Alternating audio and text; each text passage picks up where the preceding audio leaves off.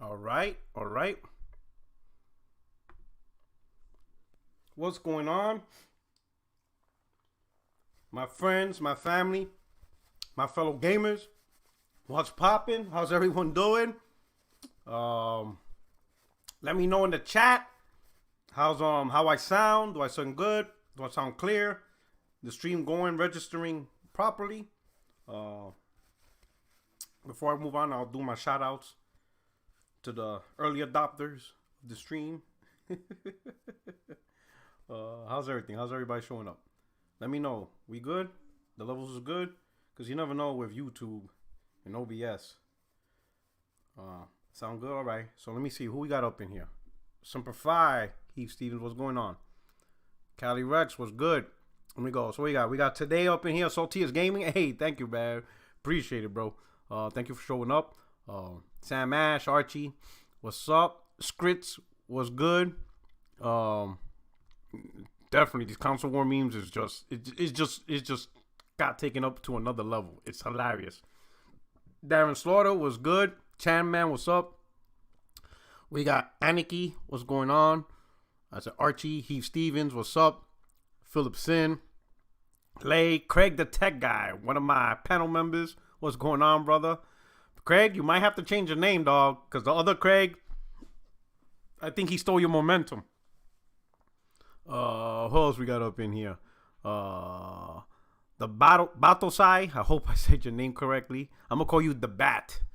Rome Rush was good, brother. Javon was good. Viper Punk, what's up? Max B, call me Jay. You know what I'm saying? Dirt Naps. Sean Benjamin, what's up, my brother? Go do beast, bro. What's up, Jimmy? Drain Battery. You know, Soldier for Life. What's going on? The Full Horseman, no doubt. Liddell Mitchell, what's up? Eon, Mark, Sinho, Ken Ven, SS9, J Cat, J Hart, Tony Twist. My man repping Xbox Strong. I haven't heard that phrase in a while. Xbox Strong. Asmodeus, what's up? Plus Ultra, Sam Ash, LM. Who else we got? Christopher Hart. Yo, I see you. I see you getting in on David. You know, keep up that work. Guns. Post likes 3-inch strudels. Yo, y'all wrong. Yo, Lil, what's up? Ashen, my sister from another mister with the support. Here to drop some support to my brother. Team Xbox still, baby. The Craig memes have been hilarious as F, and Chicago style pizza over everything. Yeah, I think Microsoft needs to get a contract with some real pizza, cause that Domino's ain't working. But thank you so much for the love, girl. Who else we got? And then yep, so that's it. You know what I'm saying? We already close to already at 95 viewers. Carlos Crespin, what's up? I haven't seen you in a while, man. Thanks up. Keep doing the Lord's work. Of course, I gotta preach the truth. You know what I'm saying? Thank you so much for showing up. I'm glad I'm able to kick things off and get things rolling. You know what I'm saying? If you, again, I would appreciate it if you hit the like button, so we could get this momentum going. And if you can, retweet this out or tweet the link out on Twitter or whatever social media platform you use. I would truly appreciate it. Get more people in on the conversation and all that stuff. But you know, again, I truly appreciate you guys just simply showing up and rocking out with me and having great conversation in the chat. So before we move on, let's get with my man Big Cloud Gaming. Hit the like button for the homie P Rock. Man, thank you so much for the support. A lot of you guys, especially, you know, I'm glad we all have each other's back and support each other. It's a great thing. It's a great conversation. Manny Loco, Domino's Pizza tastes good on Xbox Box. It's crazy. You know things are bad when we console warring with food industry and the food industry is winning. Yo, we hit rock bottom, man. Yo, because I'm going to tell you why. If McDonald's came out and thrashed PlayStation, I would just block McDonald's. Like, don't even, like, if people tag me, I'm not fighting McDonald's. No way. That is just no. There's just no winning. No way you're going to catch me in a battle against McDonald's, especially Wendy's.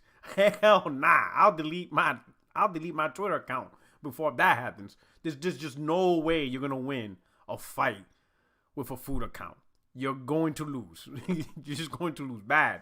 So yeah, it's pretty funny. But you know, it's all fun and games. It's hilarious. And shout out to Kiss Move, man, because he went in there. He died on that hill. He took it. He came out like Jesus for the Xbox community. He absorbed all the sins. You know, he did it, man. Shout out to Smooth, man. Cause yo, Phil Spencer. Phil Spencer's listening. You gotta give Kid Smooth a job or something.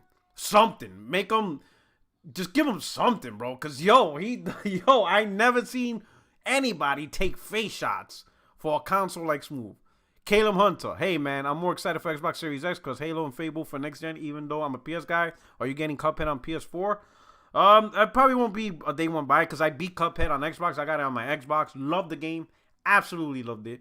If you haven't played it because you only have a PS4, play it. I love it. Absolutely love it. Well, great game. I know I might double dip and play it again because one of my main complaints was playing it on the controller was the D-pad. The Xbox D-pad sucks.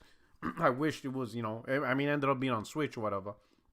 But that was really my only complaint. And it was more on the controller, not so much the game. The game is phenomenal. Like I said, it was probably my top 2 favorite games. Definitely my favorite game on Xbox. It's one of the best games. One of my favorite games this gen. Amazing. I had so much fun. I beat it in 3 days because I couldn't stop playing it. Absolutely amazing. But whatchamacallit? My man, Smooth. Man, I love that dude. I tell him. I call him the GOAT of Twitter.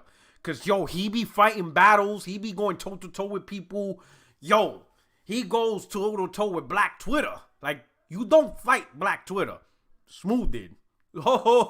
Smooth definitely did. He doesn't care. My man, I love Smooth. I love his content. I love his personality. God bless that dude. And so, and I'm imploring Aaron Greenberg, if there's one dude you want on your team, send him free shit. If there's one person that deserves lots and lots of free stuff, it's Kid Smooth.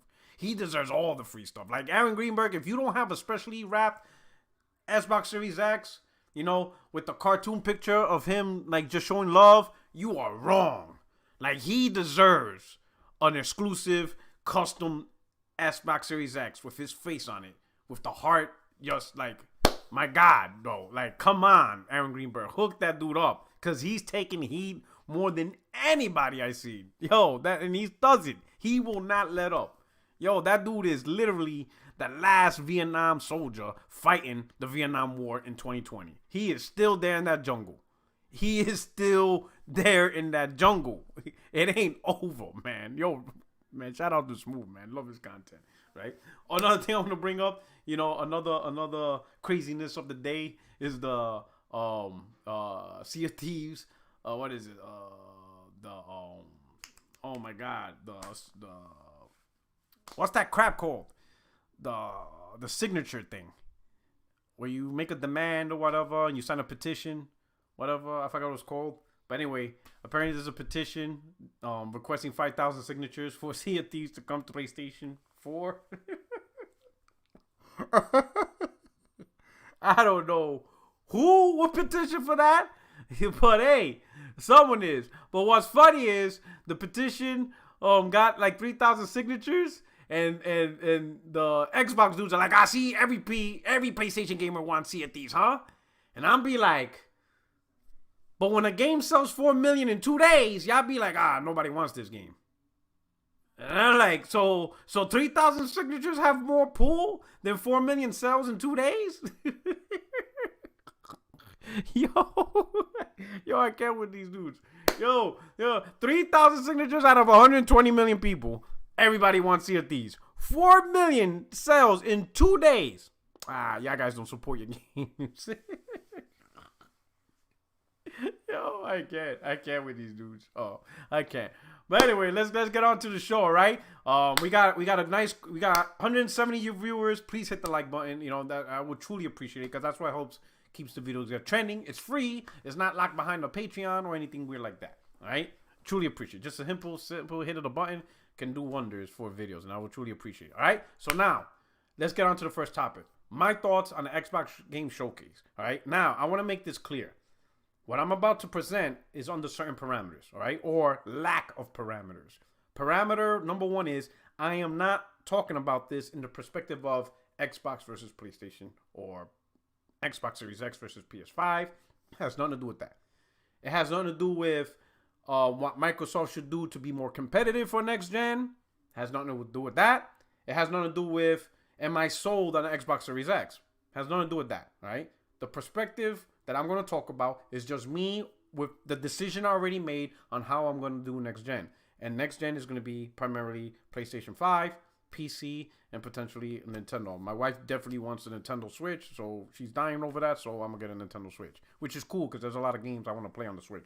I'm trying to hold out for the Switch Pro, stuff like that, because I don't really care about the handheld traveling aspects. I don't do that. If they rumored were to make a more console-centric device that you could play Switch game on, I would have went for that. But my wife really wants the Switch recently because she played it. So I guess I'm just going to have to get it as soon as possible. You know, but that's like November, whatever. But right now, for the sake of the argument and conversation, the two platforms I'm going to be playing on primarily on PlayStation 5, and I'm going to have a PC as well. So just from that perspective, as a gamer, what games that Xbox showed that I could play on PlayStation PC, right? I look overall at the conference as pretty good. Okay. Again, it's not from the perspective of, you know, Xbox console warring, or even as a consumer looking for a company to be more competitive to make the industry grow. That's not it. It's just simply, do I want to play the game? Do I not want to play the game? What content you bring into the platform that I'm going to have to play on, right? And I'm going to say it was a pretty good conference from that specific conference, right? One of the games I've seen on the event that I really want to play is Avowed, right? Obsidian's new game, supposedly similar to Skyrim or Elder Scrolls. Definitely looking to something for that. You know, I'm not one of those gamers that thrash a game simply because it's similar to another game. Like, oh, you lack creativity. I'm not. You know, a lot of games bite off for each other. A lot of games are similar, you know. But they do have merit in their own little style, taste, character design, storytelling, the actual gameplay, you know, skill trees, things like that. And so the fact that it's being compared to an Elder Scroll game got me interested, you know. Do I think the game will have the big budget, the big AAA blockbuster of a Elder Scroll, like the way Bethesda will make it? Probably not. It's probably a lower budget game. And what I mean by lower budget game, not that it's a budget crap game. I'm just not literally going to put it toe-to-toe with an Elder Scroll game, you know, because this is a game that's going to go directly to Game Pass. But I think it's going to be a good quality title, so I'm really interested in that one. The Fable announcement, even though they didn't show no gameplay, I'm glad that it's official. Graphically, it looks nice. Aesthetically, the art style looks really nice. Looking forward to see more of that. I'm hoping the rumor of it being an MMO is not true. Most likely it's not, and I hope it's not. I hope it is a single player centric title. I hope it has some good depth content, and I hope it's not one of those games because it's Game Pass. It doesn't have a lot of content, but they're gonna add content over time as a sustained system. I hope they don't do nothing weird like that. I hope they bring it out as a nice big budget, drawn out, you know, role playing game. You know, similar to The Witcher and stuff like that, right? Sure, make DLC later on, you know, to expand it, but don't purposely keep it small. Whatever. Call Me Jay says they confirmed it's not MMO. Excellent news then. So then it's not MMO. Good. Single player. Nice in-depth single player. And if or expansion packs. To be honest, I would like to hear the term expansion pack used once again when it comes to these RPGs. Just like The Witcher and CD Projekt Red. They make expansion packs when it comes to these games. And I think that's better term to use. Because it gives us an idea of the focus and the, how would you say, how big the follow-on content will be. All right. What else? If I remember from the show, I know Forza was there. You guys should know I'm not a racing guy. I'm not really interested in Forza. Not really interested in Gran Turismo 7. But I could imagine for many of you that's going to be a big deal on that one. I saw some of the smaller indie titles that I really like. Something, damn, I can't remember the name. After Dusk. Something that got me interested in that. State of Decay 3. It's that, you know, after what they did with State of Decay 2, I don't really trust it, you know? I mean, what they show, that cinematic thing, looked great, but you saw how State of Decay 2 was, so I'm just not really, that's a wait and see and stuff like that. What else that I was looking for? Obviously, the Medium, that looks good. Most likely come to PS5, but I'm the type that, you know, if I really want to play it day one, I'm not going to wait for it to come on PS5. I'll just play on PC, but that looks interesting, and the concept that they have looked interesting. Damn, it's really hard. And of course, Halo. Yes, I'm definitely gonna play Halo. I know. How would you say? It had a really bad showing. Graphically, it was just like that. The gameplay, it was classic Halo, I guess you could say. But I'm gonna play it now. Here's my approach to playing these games. All right, and a lot of contents. Most of them I'm gonna be playing on Game Pass. I'm gonna be honest. I said this before. Game Pass, I'm gonna finesse the hell out of that system. There's many ways to be able to get access to Game Pass, and you don't actually have to pay for it. And that's exactly what I'm gonna do for many of these games. It is what it is. But the few games that I feel that are really quality and that I really want to keep, I'll buy them on Steam. Depending on what the games are. I think also Stalker 3 was on there. So there's some games that like Avowed, I will most likely buy that on Steam, to play that game. Especially if it's a nice, good content. Now, if I notice it's short, for a role playing game, because it's designed to release on Game Pass quickly, then okay, then I'm gonna play on Game Pass. If you don't put the effort to make a $60 game $60, then you're not gonna get my $60. I'll just finesse it on Game Pass, get those promos, those deals, or whatever on Game Pass, and then I won't be a permanent subscriber. It will just be an on and off type of thing, because that's what I did on the Xbox One. If there were certain games I want to play, I would subscribe for that 1 month, but then I will turn off the auto feature, so that way I won't have that reoccurring bill, and then I just play what I want and then move on to other platforms. Because again, remember, I'm gonna have 2 platforms to play on: the PS5 and the PC. PC will also have other games outside of Xbox I definitely want to play, primarily the VR games. PSVR really got me into VR. And I think at this point, PC does it the best in terms of graphics, performance, and visuals, and they have a lot of content. So that's really my view. So overall, with the games that they shown, just from that perspective of what I want to play, it was an okay show just on that merit. Now, the merit of competition, trying to trying to beat out Sony, try to have a better gen, all that stuff, all the talking points that we try to do. It didn't hit the mark. It probably, I would say, if you had to choose between, if you had to put your money on something, did the show help Xbox or did the show hurt Xbox? You would have to put your money more on it hurt Xbox, right? The only people that really don't care whatever are the hardcore Xbox guys that are gonna buy Xbox no matter what. Nothing wrong with that, but they're the ones that will either see nothing wrong with it or will not hold it to a standard, whatever. But the people who are on the fence, who were legitimately on the fence, they weren't sure which platform to get. That show made a lot of people decide, I'm going PlayStation 5. Some people, I think at this point, already gave up. If there was people who had enough, that show did it. That show, they were done. There's some gamers that simply will not wait for another E3. They're tired of waiting. They're tired of the word wait. They probably hate the word wait by now. They probably removed it from their vocabulary. For some people, it's over. It's done. And not necessarily it means they're gonna get a PlayStation 5. Some have decided to just, I'm just gonna build a PC, and I don't have to worry about this anymore. You still get the Xbox games, right?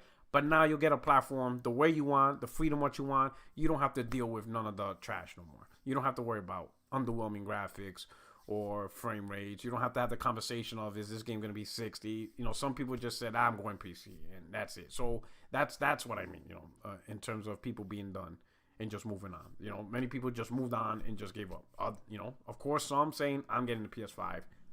That's it. Decision's done. Some people are saying, I'm just going to stay on PC or I'm going to get a PC. I'm done with consoles, because they don't like the PS5 either or PlayStation either, right? Because of the weaker hardware.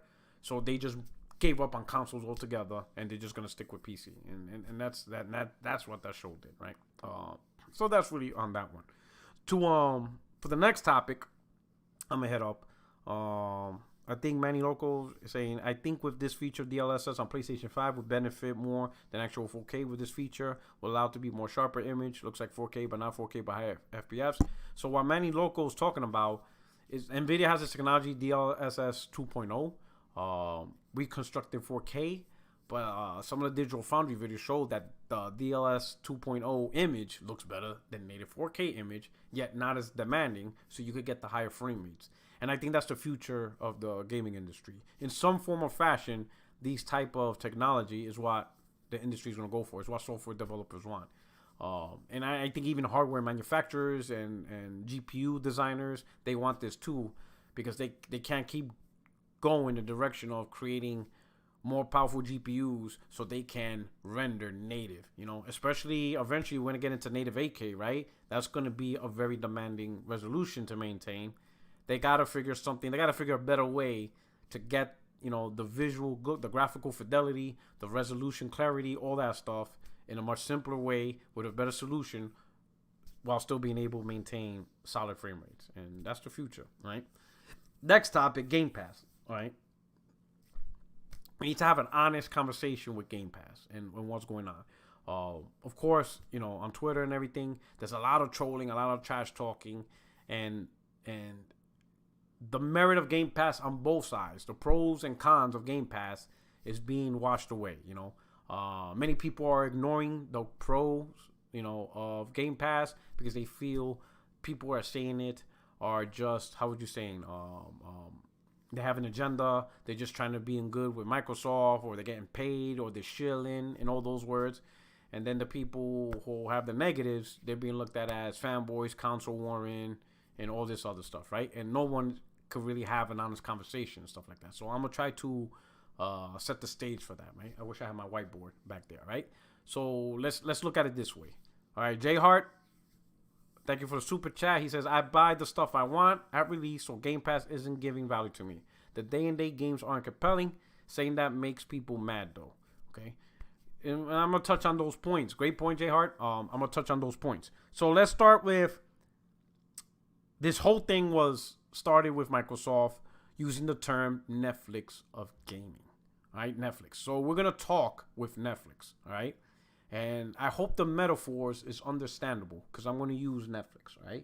So Netflix, as a company, never created big blockbuster movies in theaters. You didn't see a Netflix studio or Netflix pictures in the movie theaters, right? You didn't see them in IMAX theaters, Dolby Digital surround sound theaters. Think of all the popular theaters that you know of, all the best theaters in your neighborhood. They never were about that. They were a company who supported direct to DVD home stuff. Originally as mailing discs, you would go on a website, click on all the movies you want to see, and they will mail them to you. And then when you mail them back, the new one will come in. It was a constant rotation of rented movies that you would get, primarily DVDs. Then they moved on to Blu-rays, and you would pay a subscription every month, and you pick a list of all the movies you want to see, and as you return them, you will get new ones in the mail, right? You could have one movie at a time, 2, 3, whatever you want. But at the end, Netflix was simply direct to DVD, content that was already on DVD disc base. Then they upgraded the service for streaming, because they felt, obviously that was the future. They saw the bandwidth. So instead of waiting for a disc, now you can watch all the content that's already on DVD, but this time you're going to stream it directly from their servers. Then they had another vision. They realized that simply having a streaming service that just streamed DVD movies from other companies wasn't going to help them grow, because any other service can do that. Any other service can stream the same movies, right? So Netflix started Netflix original concept, where they have their original content. I think one of the first ones was like Orange is the New Black, How to Make a Murder, and all that stuff was original Netflix content that got them popular, okay? But when they made these content, these are once again production level, direct to DVD, direct to home viewing.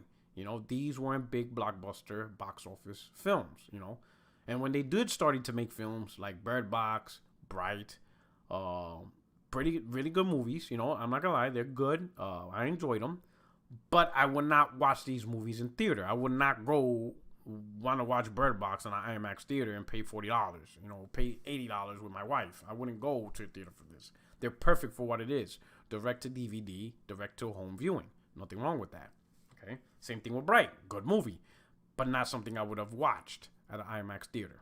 It's just not. I think most of us can agree with that. A lot of those content, while they're great at home, in your pajamas, drinking hot chocolate, Netflix and chill, whatever you're doing, eating some pizza, you're doing all this stuff. Great content, great entertainment. You're home, you got access to it. You scroll through the screen like blah, blah, blah, blah. Oh, let me check this out. Blah, blah, blah. Let me check this out.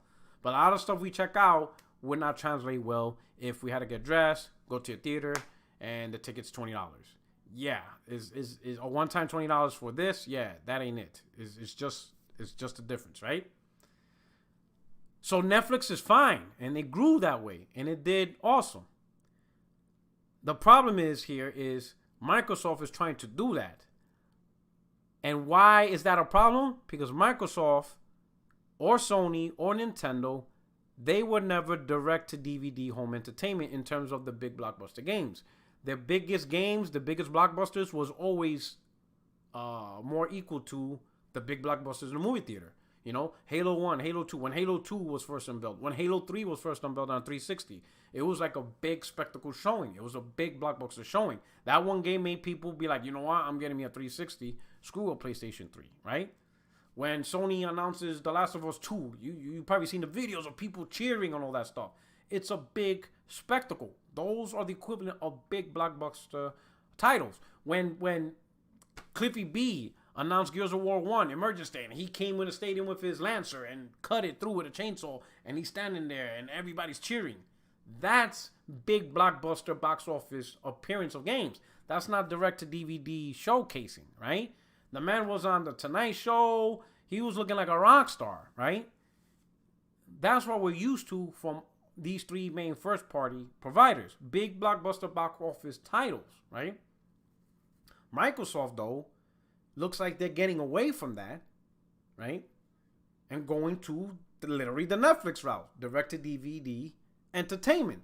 The problem is we're still holding them to the standard of, wait a minute, what about the big blockbuster, stadium stuff, the big blockbuster box office stuff, and like the biggest things you got to understand, even in the world of Netflix, and now we got Disney Plus, HBO Max, Hulu, people in movies still want big box office titles, I mean, look at Endgame. In a world where we have so much streaming options, even Kodi, where you could rip and stream movies for free, right? People still went to the theater 2, 3, 4, 5 times to watch Endgame. Because people want that experience. People want that big excitement, that Super Bowl of watching movies, People want that content, because it's those movies that bring some of the most memorable stuff, in movie entertainment, It was the theater that brought you should have aimed for the head snap. It wasn't Netflix, it was the theater that gave us, I'm Iron Man. It's give those, I'm Batman. It was those big moments, The Dark Knight, Heath Ledger's Joker performance. That was big blockbuster movie theater performance. That wasn't Netflix and chill or whatever. And that's the main reason why, if you look at it, Disney Plus and Disney is managing the stuff the way it is. Even they have Disney Plus, right? The streaming service. And it's fast growing. They did 10 million in one day. The first 24 hours of them activating Disney Plus, they got 10 million subscribers on the first day, right? But they are still doing big blockbuster titles that you're only going to see in the movies. You're not going to see Blade Day 1 on Disney Plus. You're not going to see Doctor Strange 2 on Disney Plus. You're not going to see the new Avengers. What Sony did was they created specific content to great quality, but it is direct to DVD, direct to streaming service. This is the content for streaming, and this is the big blockbuster content for the movies. They created separate lines because they realized they have multiple audiences to cater to when it comes to providing movie content. And that's a smarter approach. Disney didn't change who they are simply because of streaming. Because Disney's always been known to release big blockbuster movies in the theater. And they kept that image. They just added Disney Plus to their portfolio. And that's the mistake I see Microsoft is making. Instead of adding Gamepass to their portfolio while still keeping a few big titles as the big blockbuster titles, so that way Microsoft as a first party is still up there, they downgraded themselves and just made it seem like everything is just a direct-to-DVD showing, and you can clearly see that. You can clearly see from their presentations, If Microsoft still had that attitude of big blockbuster titles, I promise you, they would have never shown that Halo. They would have never. They would have been like, hell no, we're not showing this. They would have realized we're not showing a direct-to-Game Pass. We're showing a $60 big blockbuster title, so we need to present it that way. We can't hide on, oh, it's on Game Pass, don't worry about it, get better. No, we're presenting big blockbuster titles, and we're going to present it in that fashion. But they're not doing that, you know? And that's the problem with Game Pass or potentially PS Now, whatever. It's the appearance of downgrading your titles to a direct to DVD fashion, you know? And some people are accepting it. They're simply accepting it because they're more concerned of not having to pay $60 anymore. Some people are willing to enjoy that level of, you know, no longer are the days of, you know, when you see Master Chief and everybody's like, oh my God. They're willing to give all that up to, yeah, that's cool. Cool. I get to play on Game Pass. And then the next game, yeah, that's cool. Get to play on Game Pass. Oh man, that's great. Get to play on Game Pass. All right. And that's pretty much what some gamers feel, because there are gamers, and watch. Eventually, God of War sequel is going to appear. Sony one day is going to sneak show it, right? It might be at an event, might be at a state of play, might be something, right? Most likely at an event. Then all of a sudden, you know, the screen will be black and you hear a voice. You might hear Atreus, you know, with an older voice, because the kid might be older. And you're thinking, who is that? And then all of a sudden, he'll come out of the shadow older, but you'll be able to recognize him. You're like, wait a minute, is that this dude? And then all of a sudden, boy. Once you hear, boy, it's a wrap. People are going to toss furniture. We looting the stadium. We're going to loot that. Whatever room we're in, we looting it. That place, we burning that sucker to the ground. The moment we hear, boy, get my Chaos Blades. Oh, man. You know, and God forbid, you know, Thor comes out, you know, and you hear his voice and you see Thunder rolling, aiming at him. Oh, my God. Dog. It's going to be a problem that day, depending on how Sony shows that game. It's going to be a problem when we see some shit like that. You know what I'm saying? Yo, the homeboy comes out. Boy. Oh, forget about it. Forget about it. We're talking endgame Batman level stuff. It's a wrap, you know? Imagine Hell, imagine in a big blockbuster sequence, you see SOCOM. And we'll talk about that in a few. In big letters. You know? People would just flip out and be like, yo! You know? That's what we want to see. Just look at Spider-Man. You know? How many people were like, oh shit, Miles Morales, that's what's up, you know? Big blockbuster titles and the appearance, the graphics.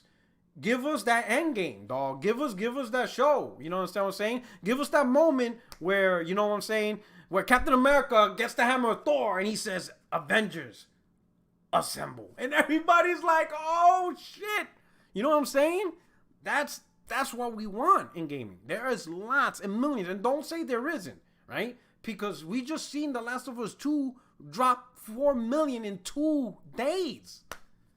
On one platform. In just 2 days. Like, gamers want those big blockbuster titles. Gamers want that. We always wanted that. We want all our stuff, you know, especially the biggest titles. And we understand not every game is going to be a big blockbuster title. You're going to have games that are in the middle, great games, right? Nonetheless, right?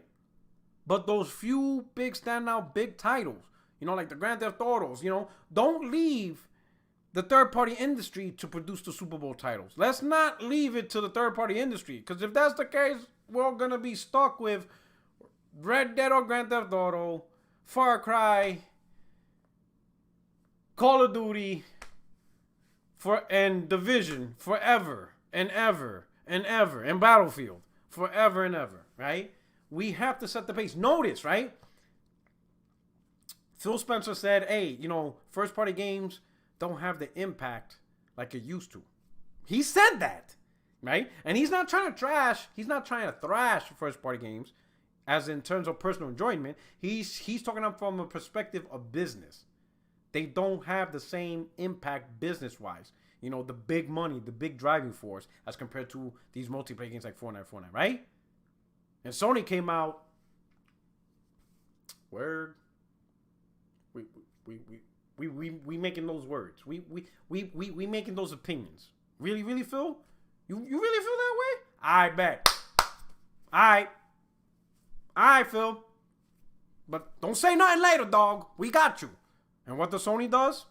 Release Horizon Zero Dawn, God of War, Spider-Man, The Last of Us 2, Uncharted 4, 10 million, 16 million, 3.7 million in 3 days. The highest selling superhero game of all time. When everybody, right? And even Nintendo was like this. Nintendo was like this, playing the thing, hearing Phil talking, and yeah, games like Zelda don't have impact.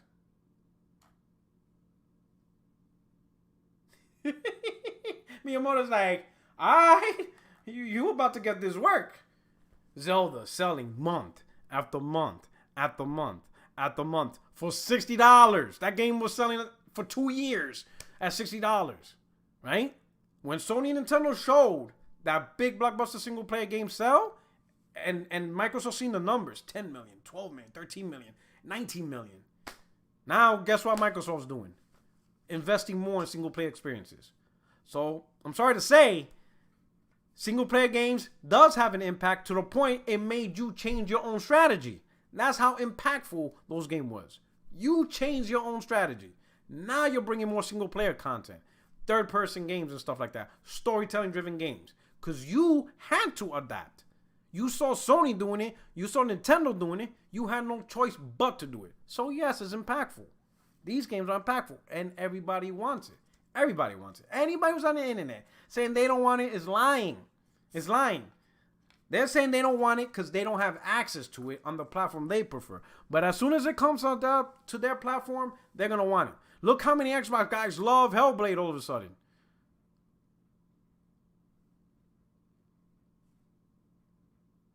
Most of y'all were with me the day I was drunk talking trash on Hellblade because it only sold 250K. Who here remembers that? Who was there? You know, hit the one button, you know, hit one if you were here that day or you saw that video of me flipping the hell out. I was drunk and I was pissed. Yo, I was like, what? We did all this trash talking on how great Hellblade. And between PC and PS4, only 500,000 sales. I was like, yo, I seen this Gaia have higher sales. This Gaia had more sales than that. I was like, yo, nobody gave a damn about that game. All those people hitting ones were there, you know. Nobody gave a damn about that game. Nobody. And this was primarily a PS4 and PC game. It wasn't on Xbox yet. And even I was like, yo, no one really cares. No one really cared for a game. No one cared about it, right?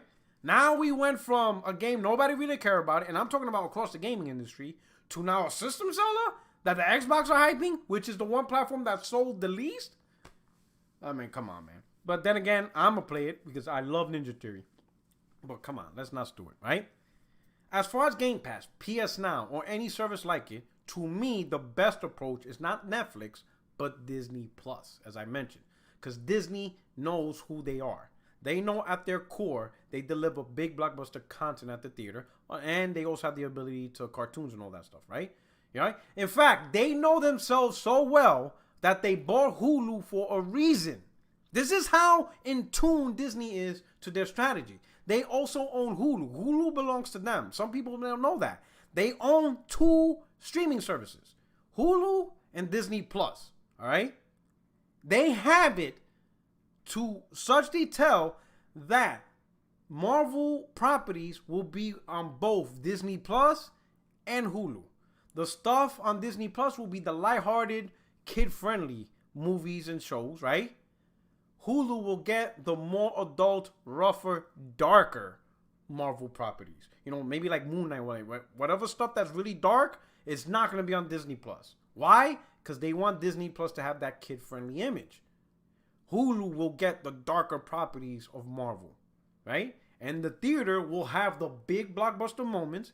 And then later on down the line, depending on the nature of that movie, if it's a very dark tone, like Blade, I could see that going on Hulu, not on Disney Plus. The lighter tone of movies like Doctor Strange and stuff, that will go on Disney Plus.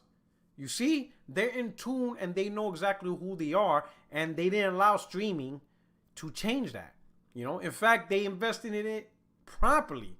They have 2 separate streaming services so they can still push the dark kind. If they only had Disney Plus and no Hulu, they would have to adopt the strategy that they cannot release dark Marvel properties because they don't want Disney Plus to have those dark properties. So their strategy would have had to been, hey, we can't make dark properties. So then the idea of, hey, let's make Blade. Oh yeah, you can make Blade, but it better be rated G. No blood. And we better not see not one bite mark. Because it's going to go eventually on Disney Plus, and we have to support Disney Plus with family-friendly content. We can't have dark properties. No, Disney didn't do that. Disney knew what was coming. We're going to make dark movies, but we can't put on Disney Plus. Buy Hulu. Boom. Bought Hulu, problem solved. Microsoft's the opposite. They're creating content, but it has to match Game Pass. In terms of production value, how much money is going to go into it, there's all this weird stuff. You can clearly tell Microsoft changed on how they present their games. They completely changed. Because the old Microsoft, the old Xbox, I'll use Xbox, like Peter Moore, hell, even Don Matrick, they would have not let that fly with Halo. Halo would have not been shown like that. Halo 2, Halo 3, Halo Reach, I remember when that was first shown. They were amazing. The show was a highlight. Big properties, big showcase. It was crazy. And they went away from that. Let me see. Let me go back up because I seen some super chat. I was in my zone. My man Lionel B, thank you so much for the super chat. He says, I think where Game Pass can succeed where Netflix doesn't have the edge is microtransactions. To me, it seems like Xbox is reaching for that mobile market free-to-play concept through Game Pass. Great point, Lionel B. Gaming does have certain advantages over movies, and as much as we hate it, it is microtransactions. It is pay to win. You can't really do that in a movie thing. So Game Pass or any streaming service has that advantages, right? Releasing a game on Game Pass, but the actual game itself will have microtransactions within the game. You know, phone gaming. Phone gaming makes a lot of money. It's a huge industry. But not because of the content that we like to play, but because of how the content is designed. My wife plays phone gaming all the time, and she be spending money on it because, you know, for $2 you get 5 extra moves. And she pays that $2, you know, and that's how phone gaming wins. And then in the middle of playing the game, you get an advertisement. That's revenue for the phone gaming industry as well. So that's how they generate tons of money through pay-to-win models, microtransactions, and advertisements, right? So things like PS Now, Game Pass, they have that advantage. They could put a game on those services that you don't, you know, you pay a subscription, whatever, and when you're playing it, it can have microtransaction content and stuff like that, you know. And it's true what Lionel B says. That's another revenue generator, right? But how many people are interested in that, you know, bringing that into the industry? You know what I'm saying? And that's where these streaming services. Again, I would prefer, you know, and I think that's what Sony's doing. I think Sony, because Sony's also a movie studio, right? So they know entertainment just about as much as everybody else, right? Sony has their movie studio, so they know about entertainment. They know about big blockbuster showings, right? They know about stuff that's in the theater, just like Apple, you know? So Sony does have an advantage of how to present their content because they have specialized people within their ranks that know how to present stuff, right? So they're used to always showing trailers for movies, shows, and stuff like that. They know how to present stuff, you know, in a presentable fashion, right? As trailers and stuff, right? While Microsoft, they may not have that skill set because they're not an entertainment industry in that fashion, right? But I think Sony may see this as like Disney Plus does. They know who they are. Sure, they're going to have a streaming services, but that content is for streaming content. You'll get the older games. You'll get games that's already been on the market. And anything new will be more designed for the PS Now audience or the streaming audience, day one streaming audience, and not so much the big blockbuster crowd that when they expect a big game. I could see maybe Sony start putting like their China Hero Project stuff like on the content they want, you know. And that's the thing, and that's the main concern. That I know there's other people that have concerns of, oh, you don't own your games. I don't see that as much of a concern unless the company no longer sells games. If the only way you could get Xbox games is through Game Pass, then there's a problem. But the games could still be bought. In fact, Microsoft gave you more options to buy games because now they added it to Steam. So now you even have more ways to buy games. You don't even have to buy games on the Xbox store anymore. You don't have to use, you could just buy the game on Steam and play it there. So I don't think that's much of a concern about owning games. You still have the options to buy them, even more so. I think the main thing is, does Microsoft go Netflix, direct to DVD presentation and games, and just create a culture of, oh, that's cool. And you already seen it. What's her name? Alana Pierce. When she described Halo's graphics, she said it looks good to me. She didn't come out mind blown. She wasn't excited about how Halo looked. But she was cool with it because she's gonna play it on Game Pass. So when you create that culture, which it could be fine for some people, because if you're cool with that, then that's how you play. But the people that have the negative opinions of Game Pass is because they don't want that culture. They don't want to be part of that culture. They want the big blockbuster entertainment. And the problem is Microsoft used to be that. They used to provide big blockbuster box office type games. When they no longer do that, they completely stop providing content that fans no longer get to have. And that's where the problem is, right? PlayStation, we still get what we want, the PlayStation fans. We get those big blockbuster games from Sony. That's what we expect from PlayStation. So a lot of stuff that goes on PS Now, a lot of PlayStation fans don't really care. It's there. There's people who use it, maybe not a lot, because that's not what we really care about. We care about the big blockbuster entertainment stuff, right? And that's how it is. Anyway, so let me move on to the final topic of the day, and that's Sony's momentum, PlayStation's momentum. But before that, I got 272 viewers, amazing viewers. I hope you're enjoying what I'm talking about, and I hope what I'm talking about makes sense in a non-fanboyish way, right? I'm just trying to express views that gets clouded in social media on Twitter, right? Because you get so many trolls, and you get people who just tweet just to troll, just to piss people off, right? Because you have people who honestly get pissed off and butthurt over this, and people see it. So they purposely play those troll roles to get a reaction. What I'm trying to do is just so people could sit back and get a perspective, be like, you know what, you're kind of right. I can see why people have issues with Game Pass, because they're not getting that big blockbuster feel that they used to get when they watch content, right? So the final role, PS5's momentum, Sony's momentum, things that Sony do. Clearly, Microsoft fumbled the ball with the Xbox Showcase. Overall, in terms of competition, in terms of starting off next gen, going toe-to-toe with Sony and the PlayStation 5. They fumbled it. There's no way around that, right? Let's all be honest with that. It is what it is, right? Sony has a chance to,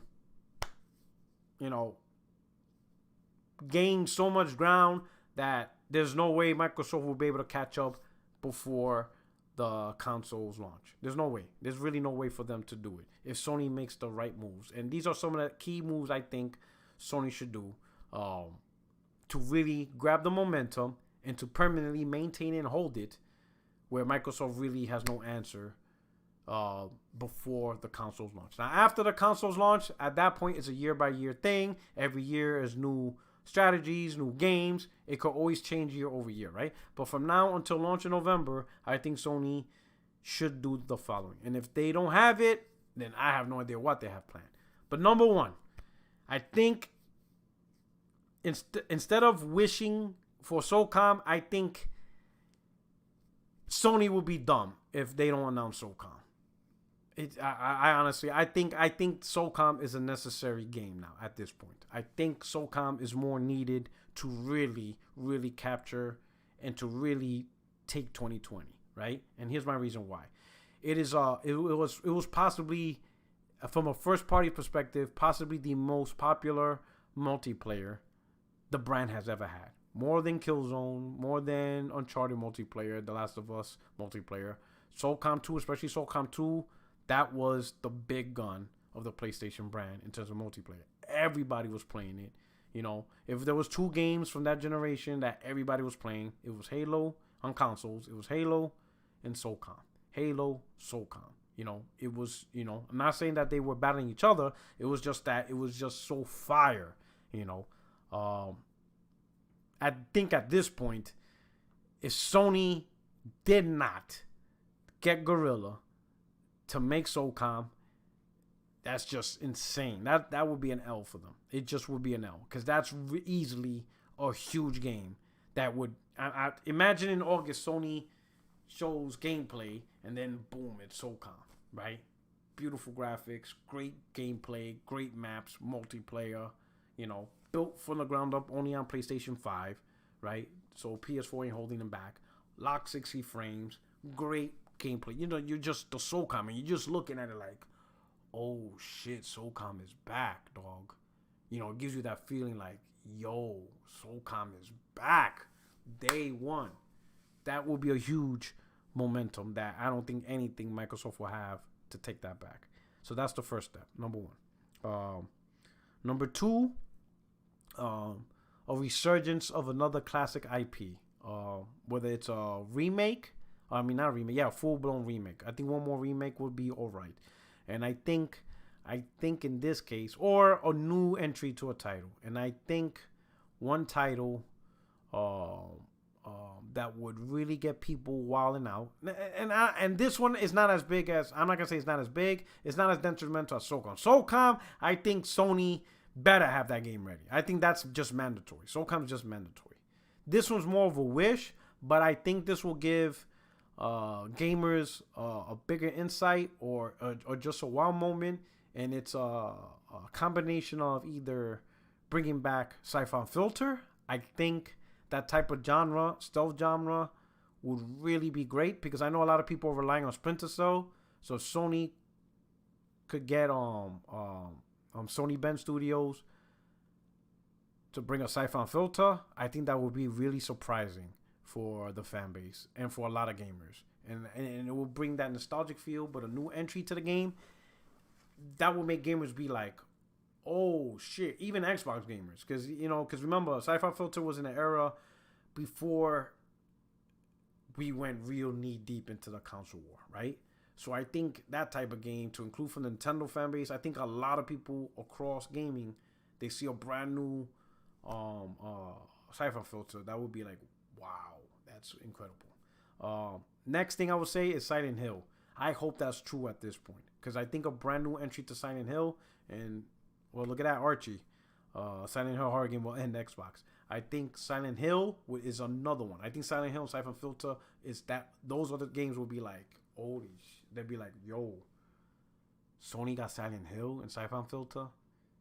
Yo, like it at that point, no one will talk about CUs and T-flops. It's just be like, I gotta get me a PS5. Like that's it, right? So that's one end as far as games, right? And of course, they'll probably have more games or whatever, smaller games from second party or third party, whatever. But I think you need some big wow moments, right? Some big, yo, did they really announce that? Like, yo, that's crazy, right? The next thing, they have to, as much it is, they just have to get it out the way, quickly talk about their backwards compatibility strategy and the enhancements. Just get that out the way. It doesn't have to be an hour-long conversation, but just say it, so that way we get word from the horse's mouth. There's no more assumptions, no more looking up articles, or this person said this. Just live in the air, PlayStation 5 is backwards compatible. Tell us specifically how far back. If it's PS4 only, then it's PS4 only. I think most people want at least that. That's the minimum expectation, right? If it goes far back to PS1, cool. Explain how, because then people are going to ask, can I take my PlayStation 1 disc that I still own and put it in? Is all games backwards compatible? Is it some? Because, there's cases of licensing issues. Some games can't be backwards compatible only because of licensing. So there's no way it's going to run on that system unless the licenses get re-upped or whatever. So there's a lot of situation. Just give us a quick breakdown of backwards compatibility. What games are going to get enhanced? Do we have to pay for the enhancements? Even if you're just talking from a first-party perspective, just get it out the way. Just get it out the way, right? That way, that narrative, conversational talk is done. There's no more talking points. Just go out there, be like, hey, PlayStation 5 is backwards compatible with the following platforms. You can use your old disc, or no, you can't use your old disc. You have to rebuy the game. Just be honest. And as far as the older games, some of them will be enhanced. This is how we'll be enhanced it. From a first-party perspective, it's free. Third-party, they decide on their own content. We can't make decisions for them. Just tell us out now, right? So that way we don't have to look and deep dive into articles, solve riddles. Just say it straight out, okay? And then finally, give us a stance on many of the content that how are they going to perform.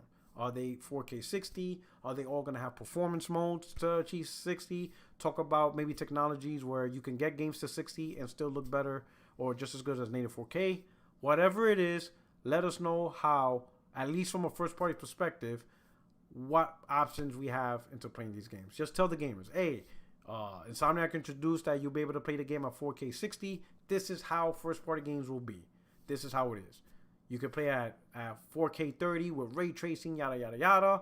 Or you could play in performance mode at 4K 60, but you won't have ray tracing, but you'll still have a great feel, but you'll have a much smoother role-playing game, whatever. Whatever it is, just be clear. Because those are really the leftover lingering things. That's how would you say, that's the last yard to get across the goal line for the touchdown. That 1 yard, you know? Just get it out the way, be clear, and we're done. At that point, we don't have to talk no more about the PlayStation 5 other than, oh, one last thing, if you can, the price. Announce the price and the release date in August. We don't need to wait September and October for that info. Like, what are you doing? Like, why wait so long? It's not going to change, you know. You know what you want to sell. Just do it, right? And you know what the fan base really wants. Fan base really wants the console to launch at $399, you know. You launch it at $399, it's going to sell. And they're going to buy a lot of games and a lot of content. Cocoa Puffs, $5 super chat. Hey, Rock, what about a PS5 controller with back buttons for less than $100? That would be dope. I can see Sony creating professional controllers. Or maybe they might do a PS5 version of that back button. But I see what you're saying. Create a version that's already built in. That I think a lot of gamers will enjoy that. That back attachment is hard to find. I couldn't find it anywhere, man. I should have bought it at launch, but I didn't think it was going to be that hard to find. But anyway, that's it. Just get it out the way. Just get the last remaining bits of information and just call it a day and just move on from it. It's over. We're done. Here are the games and stuff like that. And then any negative rumors. Oh, Spider-Man's only 5 hours. Just be real with the games and stuff like that. Give a clearer window of launch dates. We understand you're not going to be able to give us a specific day and tight a month, but stuff like that. One last thing. It's probably not important. Talking about PS Now is not important. That's a conversation, you know. But I think if Sony hits those wickets, those simple wickets, is not a lot, right? Maybe the Siphon filter Silent Hill is much, but I think SOCOM, if they don't have SOCOM, then they missed the ball big time. They missed a huge opportunity. If they don't have a SOCOM in the works, missed a huge opportunity. But definitely the SOCOM. Definitely talk about the capabilities of how we're gonna play our games in performance mode and stuff like that. You know, do those things, and that's it. And then talk about backwards compatibility. Be very clear on that. You do those things, it's a wrap. It's done. There's nothing else Microsoft will be able to do for the rest of the year up until launch. It's pretty much be over, you know. Unless they show one big new IP, it's just pretty much over. The war of the narrative before console launch would be officially have ended, and that can only be done by Sony right now. It's the ball is in their court. They have the football. Microsoft fumbled. Sony recovered. They're at the 1 yard line, ready to score the winning touchdown to complete the first chapter of this competition between Sony and Microsoft. It's all in Sony's playbook right now. If they do something stupid, they'll end up looking like the Seattle Seahawks, who threw an interception with 2 yards away to the New England Patriots to lose the Super Bowl. That's the point where they're at right now. It's an easy thing. Just give the ball to beast mode and just run it in for a touchdown and win. That's all you got to do. Give it to beast mode. But with that, hey, we're going to wrap this up. I appreciate you guys rocking out with me on your way out. Just if you could quickly hit the like button, I would truly appreciate it. Thank you so much for rocking out with me. You guys have been amazing. But it's time to hit up these games and stuff like that and just enjoy the rest of the day in beautiful California. All right. I hope you guys have a great day. Thank you so much for rocking out with me. Truly appreciate it. If you're new to the channel, hey, on your way out, subscribe to the channel. You're going to see more great content every Monday at 8:30 p.m. 60 Frames No Lag podcast. Every Monday. It's consistent. Spread it out. Get the word out. 8:30 p.m. Eastern. 5:30 p.m. Pacific. 60 Frames No Lag with J-Dub all day. Craig Harris, J Bar, just a bunch of guys and special guests. I'll get some crew, I'll get some people, more guests on there to enjoy the time. Z will show up, to crack the jokes and stuff like that. But anyway, I hope you guys enjoy your rest of the day. And I would say peace out, God bless. This is your only friend in these YouTube streets. Signing out. Peace.